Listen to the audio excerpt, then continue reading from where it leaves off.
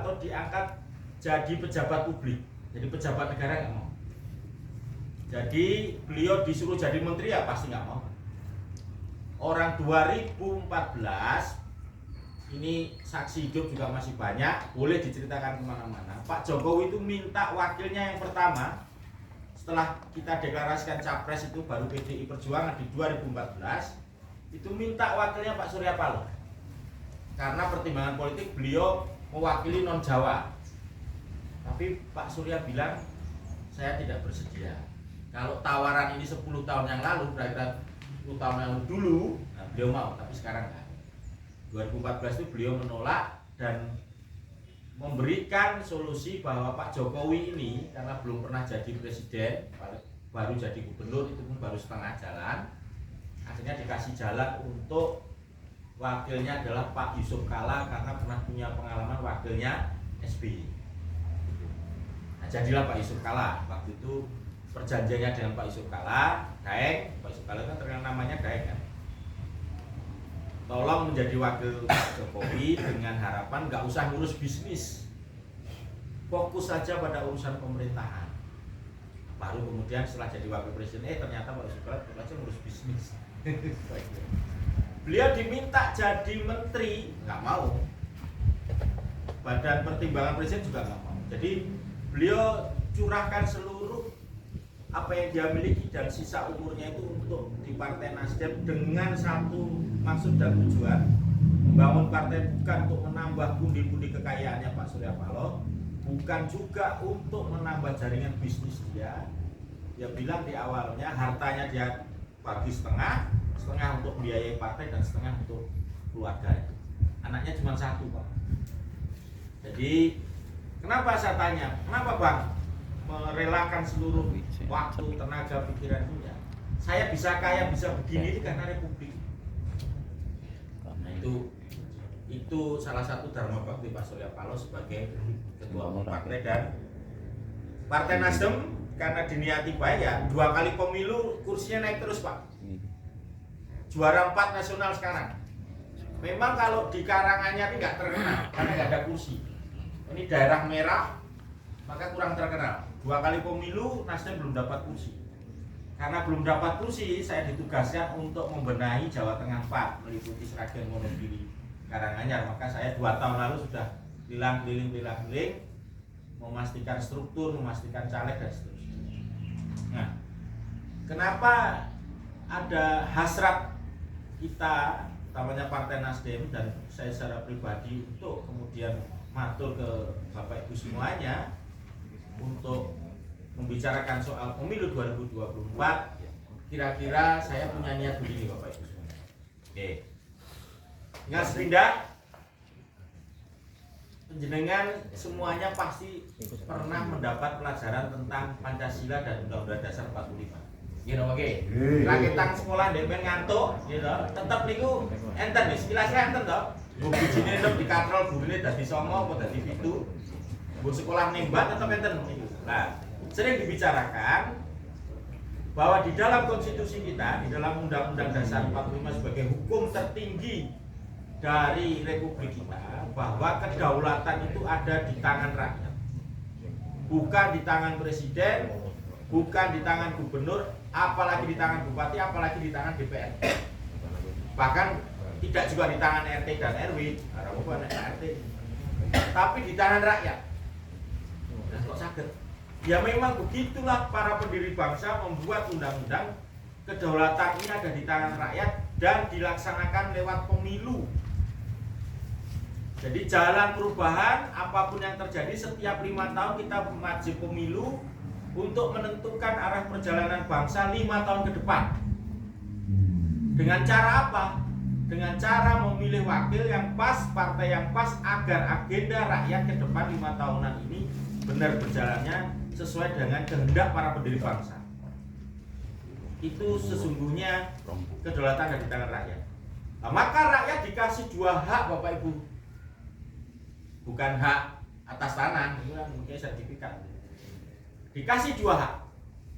Hak pertama hak untuk memilih dan yang kedua hak untuk dipilih. yang hadir di sini tidak semuanya menggunakan hak itu. Gitu oke? Gitu. Kan betul-betul caleg toh kecuali Mas itu Mas. Nah, Mas Kadir. Adit. Pelawak. Sama Mas Kris tapi tidak ada. Sama lagi, ada Pak Sugeng. Ini Kiai Srakir. Di sini ada Mas Kris, ini Kiai Colomat. Oke. Karena Bapak Ibu semuanya tidak menggunakan dua-duanya hak itu, pasti penjenengan punya hak satu yang itu adalah diberikan oleh konstitusi, diberikan oleh undang-undang dasar sebagai hak tertinggi yang mana itu menandakan Anda berdaulat. Anda pemilik republik. Anda punya babu namanya presiden dibantu menteri, punya babu namanya DPR, bupati, DPRD. Itu babunya rakyat. Kasar, harus kasar. Dan saya ini sedang lamar jadi babu. Ya tenang. Kenapa saya bilang Anda punya kedaulatan? Karena penjenengan membayar pajak sebagai tanda penjenengan sebagai warga negara.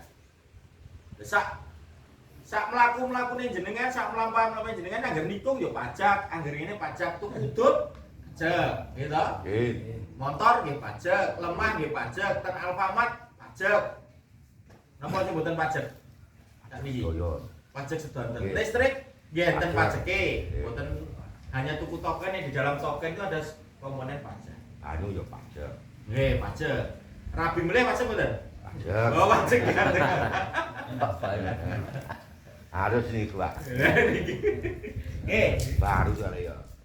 Niku karena saudara-saudara itu membayar pajak, maka penjenengan pemilik kedaulatan ini.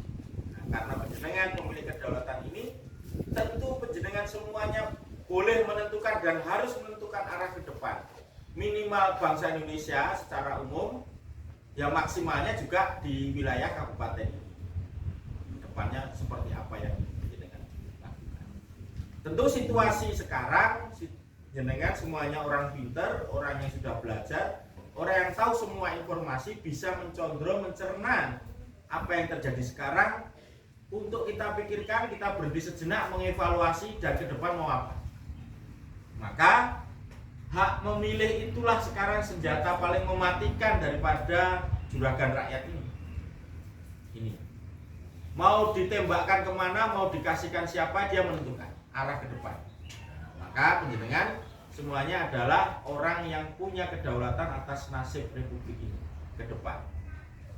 Karena hak memilih ini hak yang paling dasar, yang paling kemudian menjadi penentu arah bangsa, maka oleh konstitusi diberikan tingkat kehormatan yang tinggi. Maka hak ini tidak boleh digadaikan, dijual, apalagi disepelekan. Apalagi kok tidak digunakan. Kalau kita tidak menggunakan, berarti kita absen terhadap politik. Padahal seluruh kehidupan kita urusannya selain politik. Gitu Pak? Oke, terus jenengan ajeng ngomong pupuk urusannya ya politik. Kebijakan anggaran. Jenengan ngomong honor RT kebijakan politik. Harga beras kaitannya dengan impor politik, pupuk politik, rokok politik juga. Karena itu semua ditentukan oleh politik. Tidak ada yang kemudian berdiri sendiri sebagai sebuah bentuk kegiatan ekonomi. Semua beririsan dengan politik. Maka menurut konstitusi, barang siapa kemudian menjual hak memilih ini, maka asor derajatnya. Karena nek mau didol 100.000, itu dalam sini dulu sebelum kita bicara keluar. Kalau kita menjual hak memilih kita sebagai bentuk kehormatan ini dengan 100.000, 200.000 selama 5 tahun, ya paling sehari dapat Rp0,5. Rupiah ini nggak tumbas sudut, yang malah dibalang bakule ya Mas.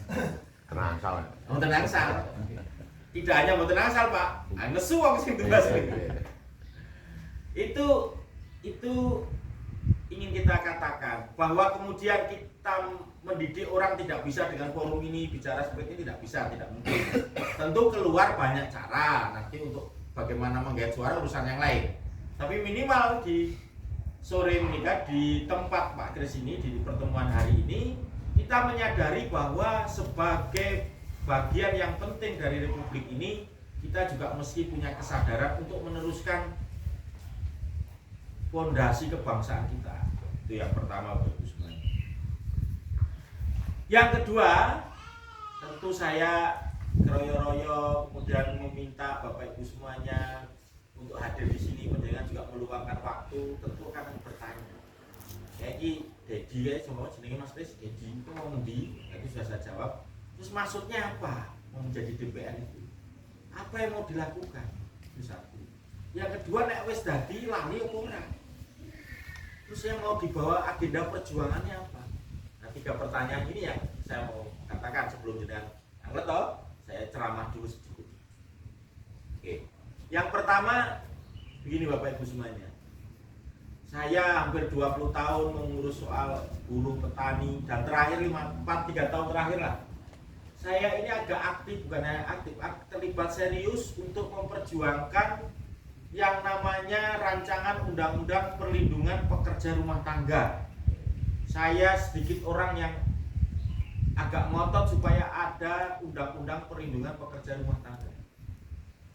Ibu, jenengan pangertos pekerja rumah tangga nggih? Bukan ibu rumah tangga. Pekerja rumah tangga itu bahasa kasarnya pembantu. Luwih kasar mulai namanya bantu. Gitu. Sampai sekarang itu tidak ada undang-undangnya Bapak Ibu semuanya. Enggak ada. Betul kita nggak ada yang pernah bercita-cita jadi pembantu itu nggak ada, atau saudara jadi pembantu nggak ada. Tapi faktanya kalau pembantu se-Indonesia ini mogok jalan, niku mesti DPR ngumbahi dhewe isa-isa dhewe ya toh. Ah bojone ra iso ke mall blonjo ora iso, anake yo pileran kabeh nang kompeti dan seterusnya. Tetapi tidak sebanding dengan apa yang didapat oleh para pekerja rumah tangga. Perlindungan terhadap kekerasan seksual enggak ada.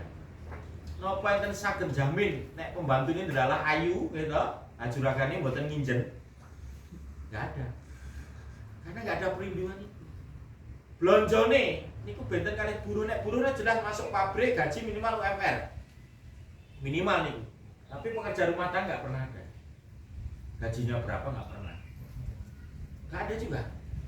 UMR. Itu kebetulan karena dari tempat Mas Kris UMR karena delala bosnya apian. Nah, nek ora apian yo 1.500 lah. Sasi. Nyambut gawe ini juragane tangi yo dek wis tangi nyambut gawe, juragane iku turu lagi leren nyambut gawe. Itu soal kemanusiaannya itu.